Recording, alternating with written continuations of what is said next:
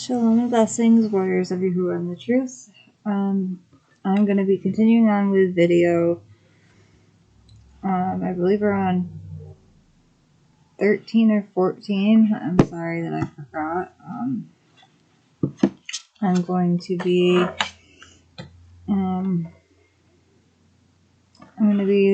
reading some of what I read in the end of the last video, just in case you guys didn't see the full video. The Roman numeral system. Notice the 6 letters of the original numbering system.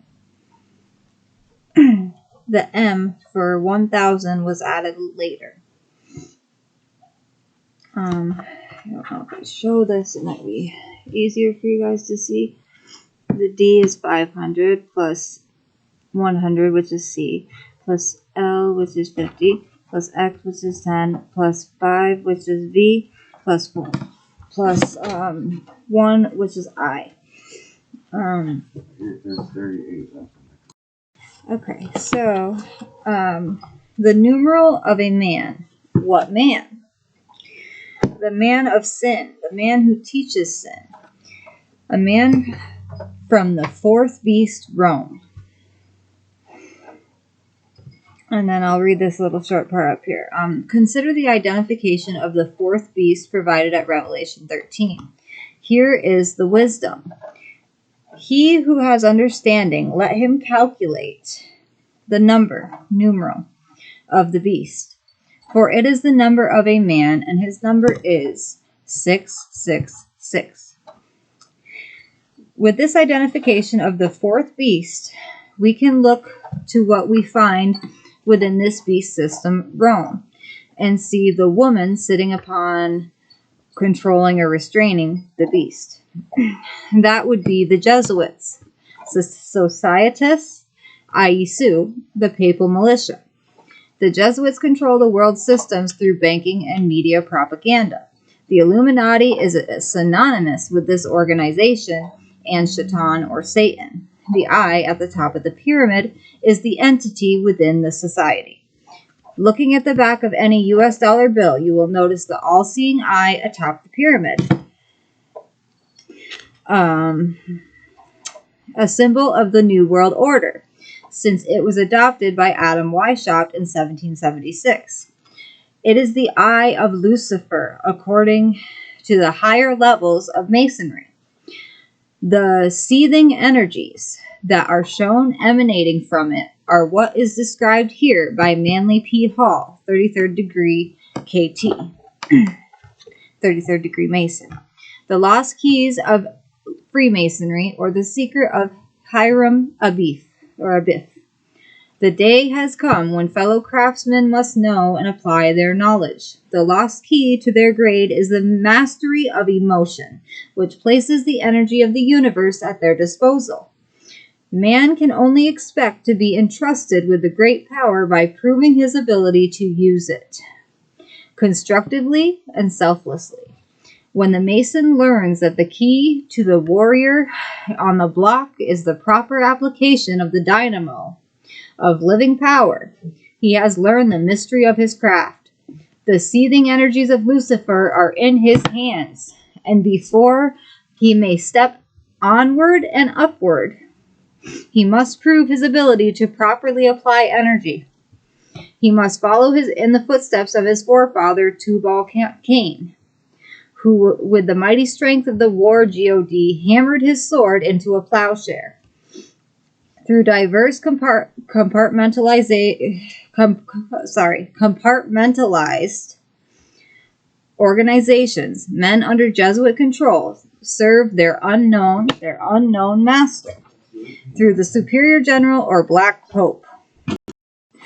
As of 2009, Adolfo Nicolas Pacon. This unknown master is Hashatan, or Satan, the Prince of Darkness, ruling from within. Sorry, his name was what? Adolfo Nicolas Pacon. It's almost like the Santa thing. Yeah. That was I think the Black Pope. That's still the evil one, right? It's somebody that's within the Illuminati. Oh. Mm-hmm. The unknown master is Hashatan or Satan, the Prince of Darkness, ruling from within the secret society of the Illuminati, which consists of the highest levels, about 5% of Masonry. One could read several books on this subject, but the best summary Lou ever saw is worth reprinting here. Posted June 24th, 2008 by Social Engineer. New World Order Essay. Author unknown.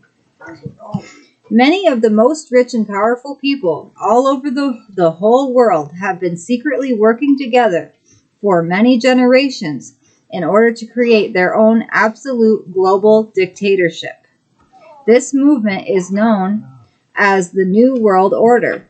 These individuals continuously engineer all forms of global chaos in order to ultimately achieve this goal.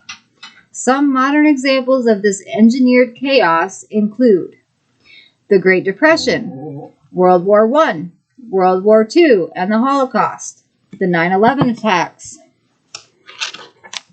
the London subway bombings, the present War on Terror. Their ultimate goals for fascist global society are as follows. Kill off most of the people in the world. Make all money electronic and issued solely by them. Have microchips implanted in the remaining human population. No one will be allowed to buy anything if they do not have an implanted chip, or if they are not completely obedient. Destroy all religions of the world. Replace all religions with a doctrine that crowns these individuals above all other human beings as living GODs on earth. So we need a community that... Yes, we do. These people identify their own ideology with that of the ruling classes of ancient civilizations such as Rome, Greece, Egypt, Babylon, and also that of mythical Atlantis. The spiritual leaders of this movement exist today within the Vatican in Rome. They are the Jesuit priesthood, and they were originally founded in 1534 at a time when the Roman Catholic Church, or Circus, was still publicly considered to be the Holy Roman Empire. The Jesuits' secret function is that of a military intelligence organization. In 1618, the Jesuits instigated some of the most brutal war in history, 30 Years' War, all in the name of the absolute rule of the Holy Roman Empire.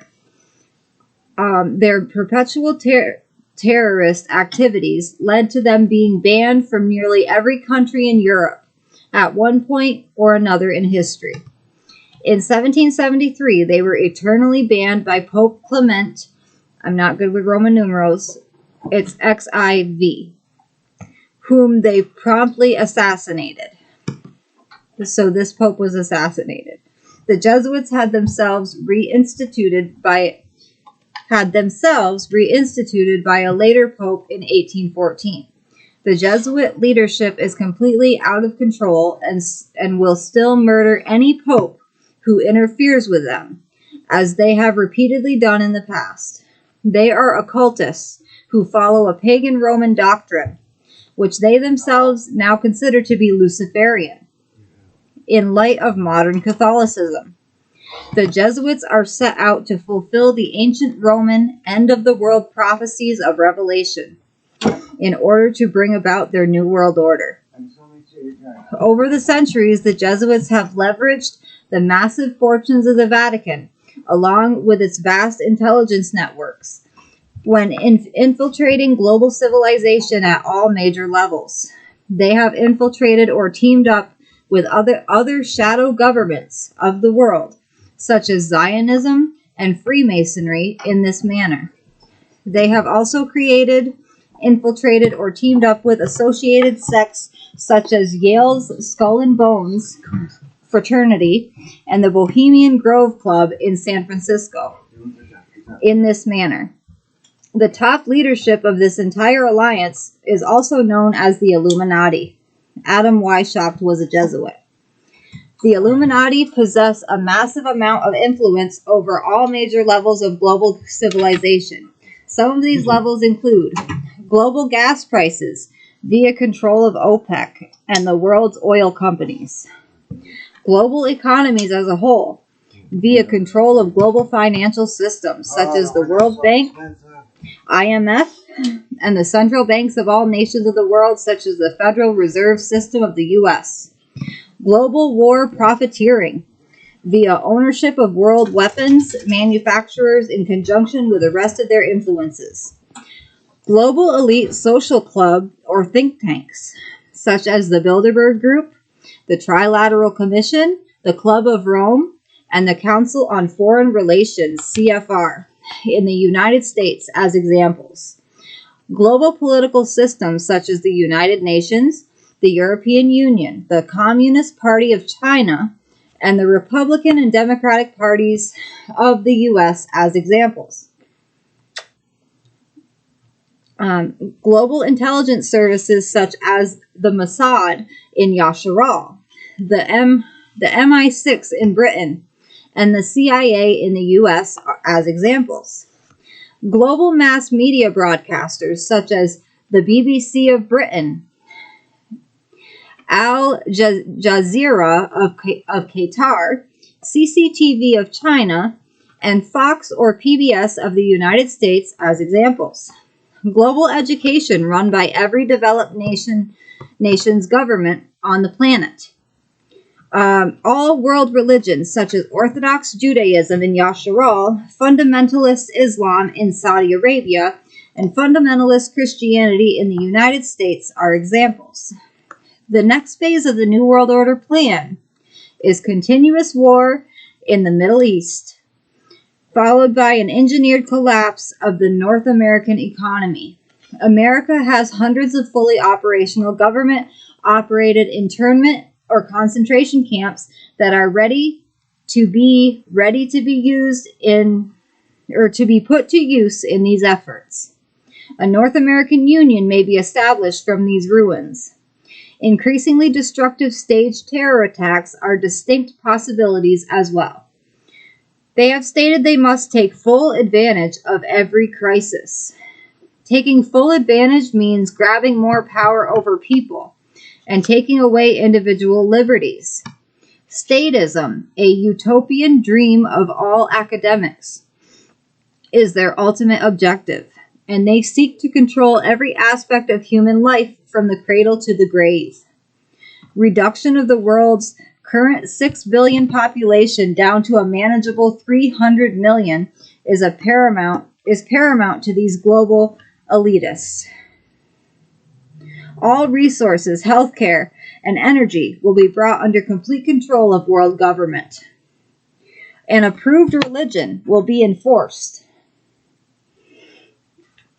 And all others will be suppressed or wiped out. They will control all information, and the world will revert to a similar condition as the former Dark Ages.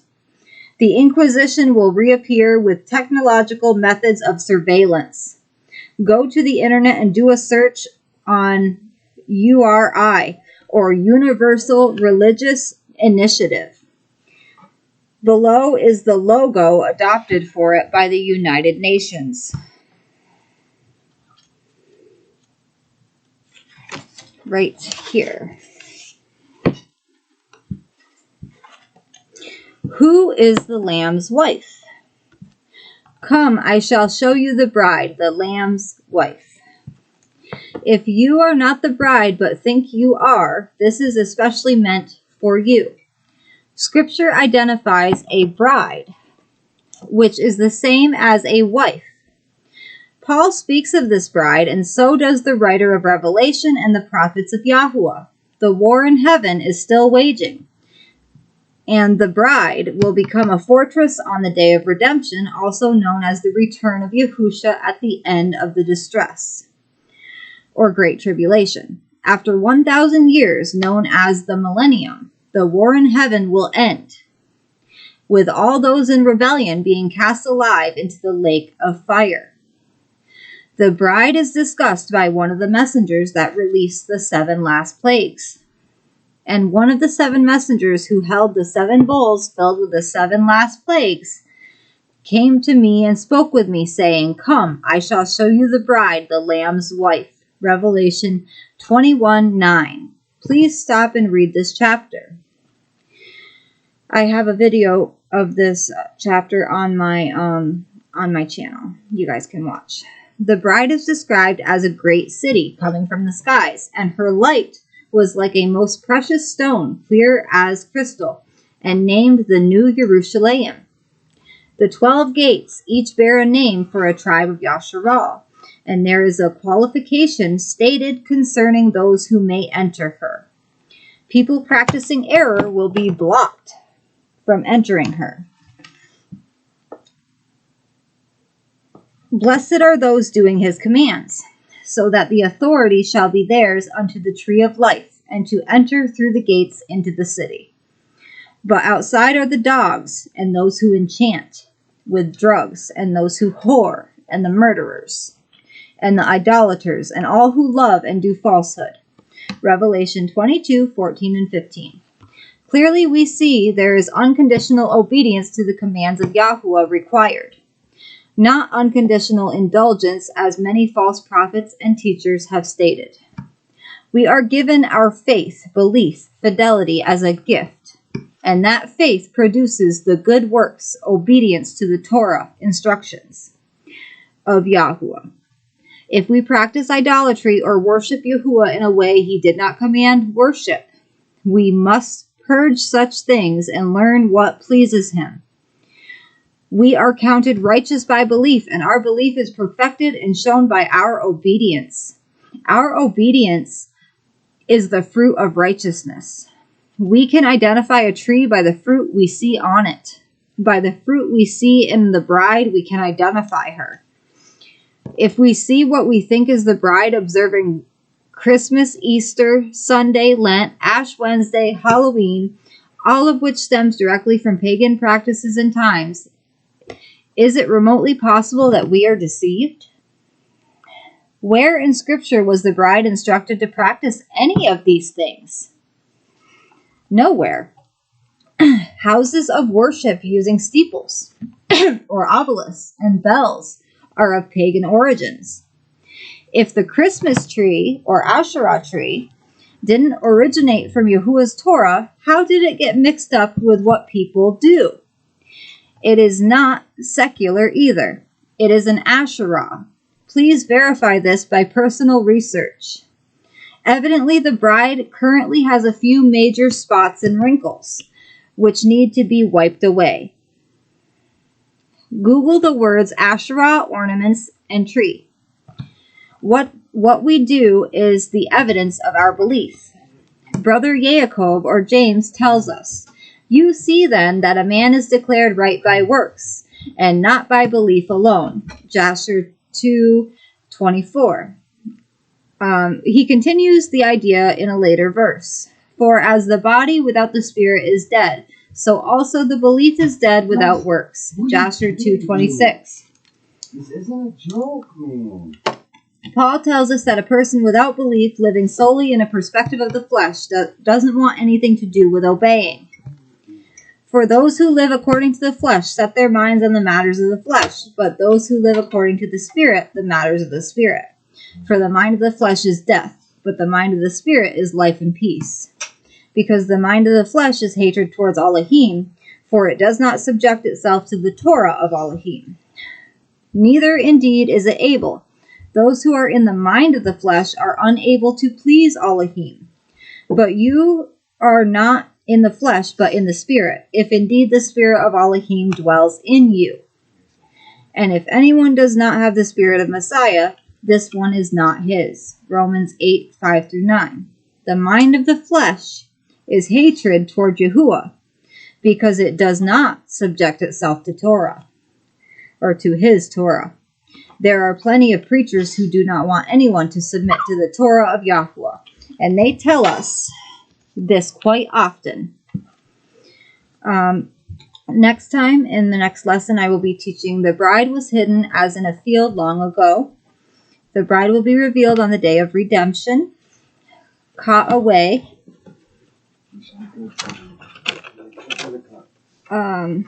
The bride represents the children of Yahusha, and 3 temples. And the bride is described in various ways. And then that's probably all I will have time for. I love you all, warriors of Yahuwah and the truth. And I hope you guys enjoyed this lesson. And I will be back on to read a few songs for all esteemed Yahuwah series. I love you all. The song is not ready. I wish it was. Shalom and blessings.